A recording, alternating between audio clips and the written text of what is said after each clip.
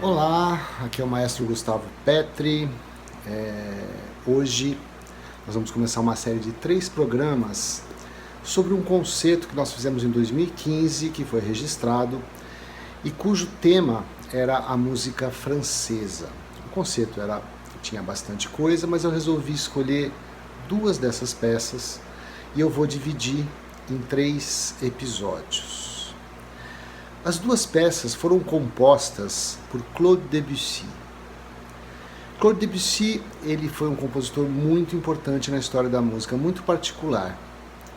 Ele viveu entre 1862 e 1918, grande parte então no século XIX e os primeiros 18 anos do século XX. A vida dele foi uma vida muito intensa, muito cheia de eventos, de coisas importantes, mas o que importa mesmo pra gente é o que ele fez para a música. Debussy era uma pessoa muito inconformada, talvez inconformada seja o adjetivo mais que descreve melhor a personalidade dele. Ele odiava qualquer tipo de rótulo, ele odiava qualquer tipo de regra. Ele era uma pessoa que não se encaixava em lugar nenhum por uma questão de personalidade. Isso trouxe problemas para ele, evidentemente, mas também trouxe para nós uma consequência maravilhosa desse inconformismo. Ele questionava toda a teoria musical, toda a história musical e procurava trazer para a música dele uma novidade, não pela novidade em si, né? Ele não era uma pessoa que eu quero ser diferente de todos. Ele não gostava de seguir regras. Ele teve um professor, Ernest Guiraud, que percebeu o talento dele e discutia muito com ele, tinha certas discussões muito profundas sobre essa inquietação dele, né?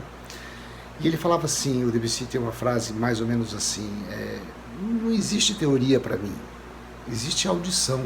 O que eu ouço, o que eu gosto, é o que me interessa. A música, ela é misteriosa, ela tem um mistério dentro dela que a gente nunca, por mais que a gente queira, a gente vai saber como ela foi composta. A obra de arte é assim, como ela foi feita, por que ela foi feita. Então, para mim, assim, eu não componho uma fuga, não porque eu não saiba escrever uma fuga, justamente porque eu sei escrever uma fuga, eu não vou escrever uma fuga. Isso é uma mistura de várias frases dele. Fuga, para quem não sabe, é um estilo de composição bastante cerebral, uma estrutura bastante complexa, que uma voz vai entrando, depois entra outra. É uma estrutura que foi imortalizada por Bach, e as fugas de Bach são base para estudo de música até os dias de hoje. Mas ele sabia, como ele falava, eu sei escrever uma fuga, mas eu não quero escrever uma fuga, eu quero escrever uma outra coisa. Essa inquietação dele, obviamente, trouxe, como eu disse, muitas novidades para a música. A época que ele viveu, né, especialmente o final da vida dele, foi uma época muito fértil para as artes em geral, né? A comunicação entre as regiões do mundo começou a ficar mais fácil, né? Toda a arte oriental do Extremo Oriente, a do Oriente Médio e da Rússia, toda a arte oriental começou a invadir a Europa, e tudo isso fascinou muito as pessoas. A música cigana também, que já estava acontecendo isso no século XIX, e foi uma época muito fértil, uma troca de ideias, uma troca de de estilos, de conhecimento muito importante. Talvez uma das épocas mais férteis da arte, né, da arte ocidental que a gente conhece. E Debussy, ele é um representante típico dessa fase. Para muitos estudiosos, o Debussy não tem predecessores e nem tem seguidores. Ele influenciou muita gente, sim, mas dificilmente você reconhece uma pessoa que seguiu os passos do Debussy, especialmente porque ele fazia questão de não ter rótulo, de não criar escola, de não criar uma maneira de se pensar. Ele fazia questão disso, era uma coisa pessoal dele, né? A gente pode dizer assim, Ravel, apesar de muita gente achar que eles eram muito amigos, não teve uma aproximação tão próxima assim. Muitos compositores da época, ele circulava no meio, mas dificilmente você pode dizer que ele influenciou. Ele influenciou, por exemplo, o jazz, né? Os jazzistas do começo do século se inspiraram muito em Debussy, nas questões harmônicas. Ele inventava, ele improvisava acordes. Existem anotações de colegas dele, né, no conservatório, que anotavam os acordes que ele ficava improvisando no piano. Ou seja, é uma pessoa muito criativa e muito fora do trilho, né? Ele não gostava. Costuma-se chamar, por exemplo, a música do Debussy de impressionista. Faz sentido e não faz sentido, né? O impressionismo, ele foi uma escola de pintura no final do século XIX, começo do século XX, e tem Monet, né, que é um grande representante dessa escola, e cuja característica era justamente olhar uma paisagem, natureza, e o que era importante não eram os contornos, o contorno do barquinho, a água, mas sim o reflexo da luz na água, a sensação da atmosfera. Quer dizer, era mais importante esses efeitos que faziam as impressões que as pessoas recebiam do que exatamente os objetos. Então é uma pintura cheia de pontinhos coloridos, não tem um contorno definido, é muito bonito, é uma coisa muito expressiva. E muita gente reconhece, tem uma semelhança com a música de Debussy. Debussy era uma pessoa que ele dizia que ele não tinha religião, que a religião dele era a natureza. Ele gostava da natureza, ele gostava da sensação que era olhar uma paisagem e ver a transformação dela num pôr do sol, num qualquer evento. Ele fala que ela era aparentemente estática, mas ela nunca era estática. E essa impermanência, esse contato com a natureza, para ele, era a religião dele. Muitas das obras dele têm nomes de